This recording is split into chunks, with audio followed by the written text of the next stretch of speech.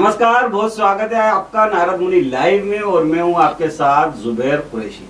सबसे पहले बात करेंगे मध्य प्रदेश में ओबीसी आरक्षण पर सुप्रीम कोर्ट के फैसले की। सुप्रीम कोर्ट ने अपना फैसला सुना दिया है। अब मध्य प्रदेश में नगरीय निकाय और पंचायत चुनाव आरक्षण के साथ होंगे। मुख्यमंत्री शिवराज सिंह चौहान और गृह मंत्री नरोत्तम मिश्रा ने सुप्रीम कोर्ट के फैसले पर खुशी जाहिर करते हुए इसे सरकार की जीत बताया। सुनिए क्या कहा सुप्रीम कोर्ट के फैसले पर मुख्यमंत्री शिवराज सिंह चौहान और गृह मंत्री डॉक्टर नरोत्तम मिश्रा ने। आज का दिन ऐतिहासिक दिन है और मैं अभिभूत हूँ। सत्यमेव जयते, अंततः सत्य की विजय हुई है और फिर ये सिद्ध हुआ कि सत्य पराजित नहीं हो सकता। माननीय सर्वोच्च न्यायालय को मैं प्रणाम करता हूँ। हमने यही कहा था कि हम चुनाव चाहते हैं, लेकिन ओबीसी आरक्षण के साथ। कांग्रेस ने एक पाप किया था। चुनाव तो पहले ही हो रहे थे ओबीसी आरक्षण के साथ, लेकिन कांग्रेस के लोग ही माननीय सर्वोच्च न्यायालय में गए, जिसके कारण ये फैसला हुआ था कि ओबीसी आरक्षण के बिना ही चुनाव हो। हमने हर संभव प्रयास किया, कोई कसर नहीं छोड़ी। ट्रिपल टी टेस्ट के लिए हमने ओबीसी आयोग का गठन किया। ओबीसी कमीशन ने पूरे प्रदेश का दौरा किया, तथ्य जुटाए, व्यापक सर्वे किया और उन तथ्यों के आधार पर, सर्वे के आधार पर जो रिपोर्ट बनाई, हमने वो रिपोर्ट माननीय सर्वोच्च न्यायालय में प्रस्तुत की। फिर माननीय सर्वोच्च न्यायालय ने निकायवार कहाँ कैसे सर्वे होगा उसकी रिपोर्ट मांगी। हमने निकायवार भी रिपोर्ट तैयार की और वह रिपोर्ट माननीय सर्वोच्च न्यायालय में प्रस्तुत की। कांग्रेस के लोग खुशियां मनाते रहे कि अब ओबीसी का आरक्षण नहीं होगा, भाजपा को कटघरे में खड़ा करने का मौका मिलेगा। और जब मॉडिफिकेशन के लिए हम सर्वोच्च न्यायालय में गए, तब भी कांग्रेस के मित्रों ने कहा कि नहीं, अब हो थोड़ी सकता है। वो प्रसन्नता मना रहे थे, आरक्षण की चिंता नहीं थी, भाजपा को कटघरे में खड़ा कर लिया। लेकिन आज मुझे कहते हुए संतोष है कि माननीय सर्वोच्च न्यायालय ने ओबीसी आरक्षण के साथ चुनाव कराने का फैसला दिया है। हम फैसले का स्वागत करते हैं। जिन्होंने षड्यंत्र किया था वो पराजित हुए। अब पूरे आनंद के साथ ओबीसी आरक्षण के साथ चुनाव संपन्न होगा।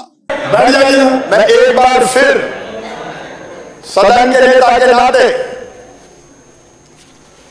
इस सदन के माध्यम से पिछड़े वर्ग हो चाहे किसी भी वर्ग के गरीब भाई बहनों, आश्वस्त करता हूं उनके हितों की रक्षा के लिए हम प्रतिबद्ध रहेंगे और हम ओबीसी के आरक्षण के साथ ही पंचायत के चुनाव हो, इसमें कोई कसर नहीं छोड़ेंगे। अगर कोई हमारा साथ देगा तो उसके साथ, कोई अगर साथ नहीं देगा तो उसके बिना, और कोई विरोध करेगा तो उसके बावजूद हमारा ओबीसी के हितों के संरक्षण का और आरक्षण का यह अभियान जारी रहेगा। अगर कोई हमारा साथ देगा तो उसके साथ, कोई अगर साथ नहीं देगा तो उसके बिना, और कोई विरोध करेगा तो उसके बावजूद हमारा ओबीसी के हितों के संरक्षण का और आरक्षण का यह अभियान जारी रहेगा। बदनीति और नेक नियति, ये इस पूरे प्रकरण में पिछड़े वर्ग वाले में हम सबकी ध्यान में आई होगी। अदालत कांग्रेस भी गई थी, अदालत भाजपा भी गई, हमारी सरकार अदालत गई कि चुनाव कराए जाए। कांग्रेस और कमलनाथ जी अदालत गए कि चुनाव रुकवाए जाए। अब ये बदनीति नेक नीति थी और जीत सत्य की हुई। मुख्यमंत्री जी पहले दिन से कह रहे थे कि हम आरक्षण के साथ ही चुनाव कराएंगे। वो स्वयं दिल्ली लगातार गए, हम भी गए उनके साथ में, पूरी टीम गई दिल्ली, लगातार प्रयास किए और हमने पक्ष को रखा, ट्रिपल टी वाले उसको रखा। सरकार ने पूरा का पूरा आरक्षण नीचे तक का उतार के पिछड़ा वर्ग का रखा और जीत हमारे मुख्यमंत्री जी की हुई। मुख्यमंत्री जी को बधाई, मुख्यमंत्री जी का धन्यवाद कि उन्होंने अदालत के सामने सरकार के पक्ष को मजबूती से रखा और न्यायालय का आभार कि उन्होंने हमारे पक्ष को स्वीकार किया। और इसलिए बहुत बहुत बधाई। इस ओबीसी आरक्षण के साथ में अब सरकार चुनाव में जाएगी। तो आपने सुना मुख्यमंत्री शिवराज सिंह चौहान और गृह मंत्री नरोत्तम मिश्रा ने सुप्रीम कोर्ट के फैसले का स्वागत करते हुए इसे एक भाजपा की और सरकार की जीत बताया है। अब बढ़ते हैं अपनी अगली बड़ी खबर की तरफ। दूसरी बड़ी खबर आ रही है गुजरात से। गुजरात विधानसभा चुनाव से पहले हार्दिक पटेल ने आखिरकार कांग्रेस पार्टी से इस्तीफा दे दिया है। ये कांग्रेस के लिए बड़ा झटका माना जा रहा है। कांग्रेस से इस्तीफा देते हुए हार्दिक पटेल ने कांग्रेस पार्टी पर जमकर हमला बोला है। हार्दिक पटेल ने कांग्रेस छोड़ते हुए ट्वीट में लिखा है कि आज मैं हिम्मत करके कांग्रेस पार्टी के पद और पार्टी की प्राथमिक सदस्यता से इस्तीफा देता हूँ। मुझे विश्वास है कि मेरे इस निर्णय का स्वागत मेरा हर साथी और गुजरात की जनता करेगी।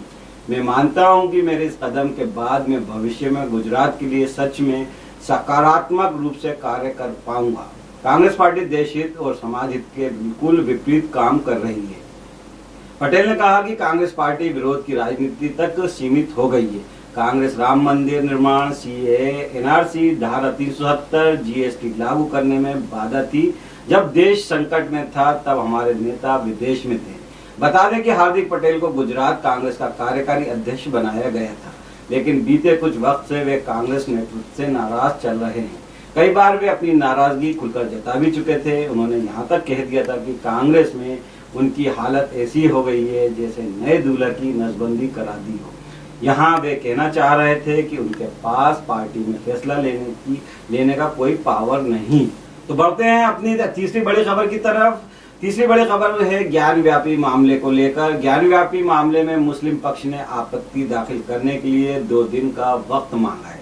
अंजुमन इंतजामिया मस्जिद की ओर से ये दलील दी गई है कि मुस्लिम पक्ष के वकील अभय यादव व्यक्तिगत कारणों से व्यस्त हैं। साथ ही आज बनारस बार एसोसिएशन के वकील 1 दिन की सांकेतिक हड़ताल पर हैं।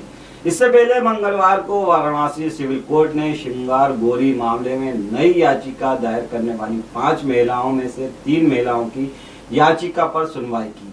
दूसरी अर्जी में 3 महिलाएं याचिकाकर्ताओं ने मांग की है कि पूर्वी दीवार और नंदी जी मुख के सामने वाले तहखाने वाली दीवार को हटाया जाए और वहां पाए गए शिवलिंग की लंबाई और चौड़ाई यानी भाप ली जाए। इस पर बहस में मुस्लिम पक्ष ने लिखित आपत्ति दाखिल करने का समय मांगा था। सुप्रीम कोर्ट ने मुस्लिम पक्ष की याचिका पर सुनवाई में क्या कहा? मंगलवार को ही सुप्रीम कोर्ट ने ज्ञान व्यापी मस्जिद परिसर के सर्वेक्षण के खिलाफ मस्जिद प्रबंधन की याचिका पर सुनवाई की।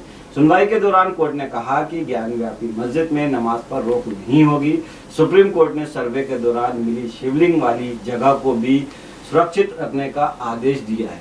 इस मामले पर अगली सुनवाई गुरुवार को होगी। तो दोस्तों, ये थी आज की 3 बड़ी खबरें। आपको ये खबरें कैसी लगी हमें अपनी राय कमेंट करके जरूर बताएं। नमस्कार, जय हिंद।